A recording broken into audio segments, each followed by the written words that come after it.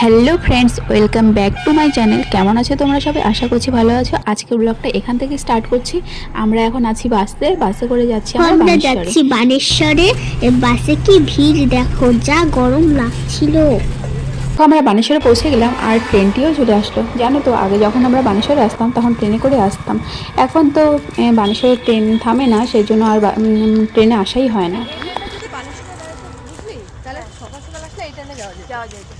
আমরা মা বাবা বোনদের সাথে আসলাম। আসলে আমার মেয়েকে নিয়ে আমরা প্রায় 3-4 বছর হয়ে গেল বানেশ্বরে এসে পুজো দিয়েছিলাম।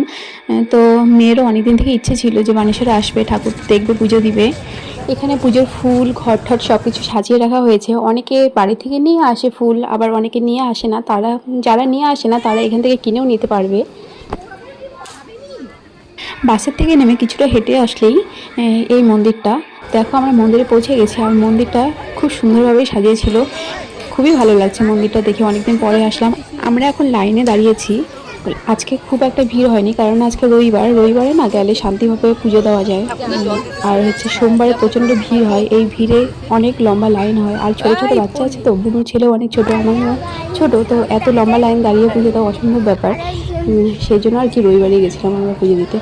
এখানে আমার বাবা ভাগ্নিকে নিয়ে বসে আছে, কেননা ও এতটাই চঞ্চল, মোবাইল না দিলে পরে ও দৌড়াদৌড়ি করতো, তাই ওকে মোবাইল দিয়ে এখানে বসে রাখা হয়েছে। আর আমরা লাইনে দাঁড়িয়ে আছি।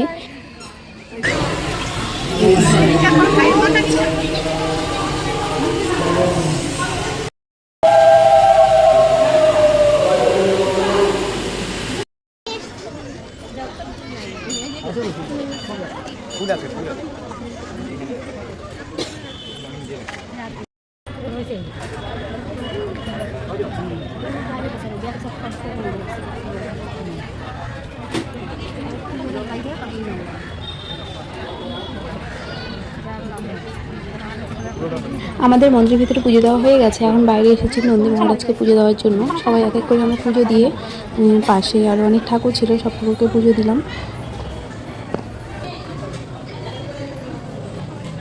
মা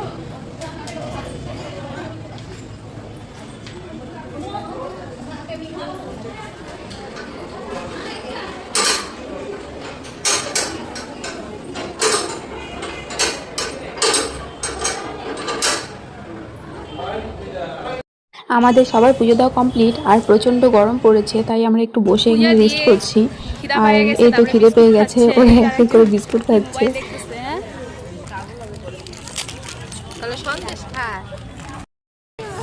কচ্ছপ দেখার জন্য সবাই দাঁড়িয়ে আছে, কিন্তু